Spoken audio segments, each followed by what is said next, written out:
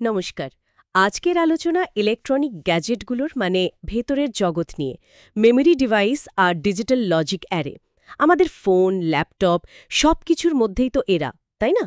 একদম। এরাই হলো আসল ব্রেন আর স্মৃতি। আজ আমরা একটু গভীরে যাব। দেখব র্যাম, রম আর পিএলএ, প্যাল, এফপিজিএ এগুলো কিভাবে কাজ করে। আমাদের কাছে কিছু তথ্যসূত্রও আছে। দারুণ। তাহলে চলুন শুরু করা যাক। দেখা যাক এই প্রযুক্তিগুলোর ভেতরে কি আছে। প্রথমেই আসি র্যামের কথায়। এটা তো জানি কম্পিউটারের অস্থায়ী মেমরি। কাজ করার সময় ডেটা রাখে, কিন্তু পাওয়ার গেলেই সব শেষ। আচ্ছা, এর যে দুটো ভাগ আছে, স্ট্যাটিক আর ডাইনামিক, এগুলোর দরকার পড়ল কেন? হুম এটা আসলে ডিজাইন আর ব্যবহারের একটা ব্যাপার। স্ট্যাটিক র্যাম মানে এসর্যাম, এটা ফ্লিপ-ফ্লপ দিয়ে তৈরি, খুব ফাস্ট, কিন্তু বানাতে খরচ বেশি, জায়গাও বেশি নেয়। ও, তাই বুঝি। এটা ক্যাশ মেমোরিতে ব্যবহার হয়, অল্প জায়গায় খুব দ্রুত কাজ করার জন্য। ঠিক ধরেছেন। অনেকটা ধরুন স্পিড ডায়ালের মতো, দরকারি নম্বরগুলো হাতের কাছে রাখা। আর ডাইনামিক র্যাম বা ডি র্যাম? র্যামে থাকে ক্যাপাসিটর আর ট্রানজিস্টর। বানাতে সোজা, খরচ কম, অনেক ডেটাও রাখা যায় অল্প জায়গায়। কিন্তু ক্যাপাসিটরের চার্জ তো বেশিক্ষণ থাকে না, তাই একে রিফ্রেশ করতে হয়। রিফ্রেশ করতে হয়, একটু স্লো। হ্যাঁ, এসর্যামে থেকে একটু স্লো।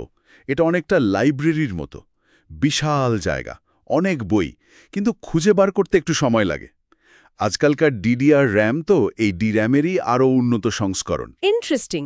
আচ্ছা, এই যে এত ডেটা, র্যাম তো বিশাল হয়, তো ঠিক কোন ডেটাটা কোথায় আছে সেটা সিস্টেম বুঝবে কি করে? এই অ্যাড্রেস লাইন, মেমরি লাইন, এগুলোর কাজটা কি? ভালো প্রশ্ন। দেখুন, র্যাম সেলগুলো তো সারি আর কলামে সাজানো থাকে, একটা ছকের মতো। অ্যাড্রেস লাইন হলো সেই ঠিকানাটা, যেটা দিয়ে ঠিক কোন সেলটায় ডেটা লিখতে হবে বা পড়তে হবে সেটা ঠিক করা হয়। আর মেমরি লাইন?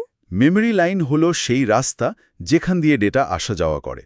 যত বেশি অ্যাড্রেস লাইন, তত বেশি ঠিকানা অ্যাক্সেস করা যাবে, মানে র্যামের সাইজ তত বড় হবে।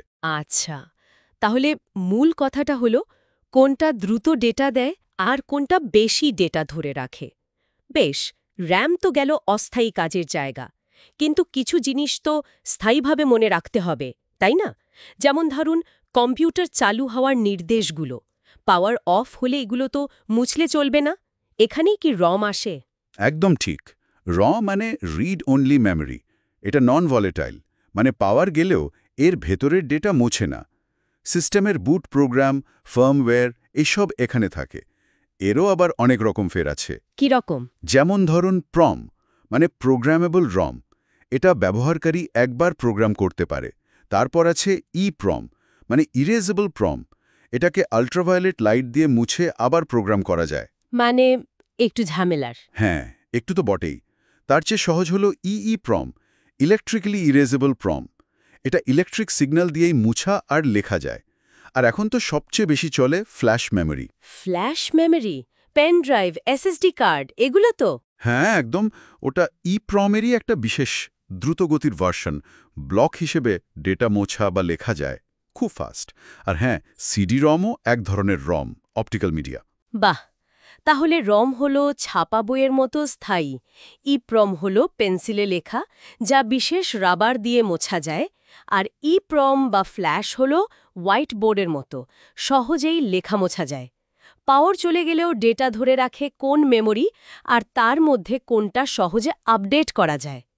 স্থায়ী মেমরি রম বুঝলাম, অস্থায়ী কাজের জায়গাও র্যাম বুঝলাম, কিন্তু অনেক সময় তো এমন দরকার হয় যে লজিক সার্কিটটা আমরা নিজেদের প্রয়োজন মতো সাজিয়ে নেব। সেখানেই কি প্রোগ্রামেবল লজিক ডিভাইস বা পিএলডির খেলা? একদম ঠিক পয়েন্ট। পিএলডি হলো এমন চিপ যাকে ব্যবহারকারী নিজের মতো করে প্রোগ্রাম বা কনফিগার করতে পারে। এর মধ্যে কয়েকটা হলো পিএলএ, পিএএল, এফপিজিএ। এগুলোর মধ্যে তফাৎটা কি? পিএলএ মানে প্রোগ্রামেবল লজিক অ্যারে। এর অ্যান্ড গেট আর ওআর গেট দুটোই প্রোগ্রাম করা যায়, তাই ডিজাইনে অনেক স্বাধীনতা পাওয়া যায়। আচ্ছা। ইএল বা প্রোগ্রামেবল অ্যারে লজিকে অ্যান্ড গেট প্রোগ্রাম করা যায়, কিন্তু ওর গেটটা ফিক্স থাকে, তাই এটা একটু সহজ পিএএল আর তুলনায়। আর এফপিজিএ? এটা তো খুব শোনা যায় এখন। হ্যাঁ, এফপিজিএ বা ফিল্ড প্রোগ্রামেবল গেট অ্যারে হলো সবচেয়ে পাওয়ারফুল আর জটিল। এর ভেতরে থাকে প্রচুর লজিক ব্লক আর প্রোগ্রামেবল ইন্টারকানেক্টস। মানে এটা দিয়ে আপনি প্রায় যে কোনো জটিল ডিজিটাল সিস্টেম বানিয়ে ফেলতে পারেন। অনেকটা ডিজিটাল লেগোর বিশাল সেটের মতো, যা ইচ্ছে বানান। ওয়াও, এফপিজিএ তাহলে ডিজাইনারদের জন্য দারুণ একটা টুল। আচ্ছা, তাহলে ডিজাইনের সবচেয়ে বেশি স্বাধীনতা দেয় কোনটা, আর কোনটা তুলনামূলকভাবে সহজ? আজকের আলোচনায় তাহলে আমরা মেমোরি ডিভাইস আর প্রোগ্রামেবল লজিক ডিভাইস নিয়ে একটা বেশ স্পষ্ট ছবি পেলাম। র্যামের গতি আর ঘনত্ব, রমের স্থায়িত্ব, আর পিএলডি, বিশেষ করে এফপিজিএর ফ্লেক্সিবিলিটি, এগুলো মিলেই তো আজকের ডিজিটাল দুনিয়া চলছে। একদম। আর ইটিসির ছাত্রছাত্রীদের জন্য এই বিষয়গুলো বোঝাটা ভীষণ জরুরি। কারণ এই যে স্মার্টফোন, আর্টিফিশিয়াল ইন্টেলিজেন্স বা ভবিষ্যতে যে কোনো টেকনোলজি, সবকিছুর মূলেই কিন্তু রয়েছে এই মেমোরি আর লজিক ডিভাইস।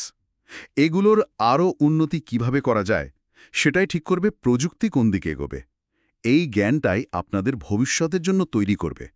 শেখাটা চালিয়ে যেতে হবে। দারুণ কথা। তাহলে শ্রোতাদের জন্য একটা প্রশ্ন রেখে যাই।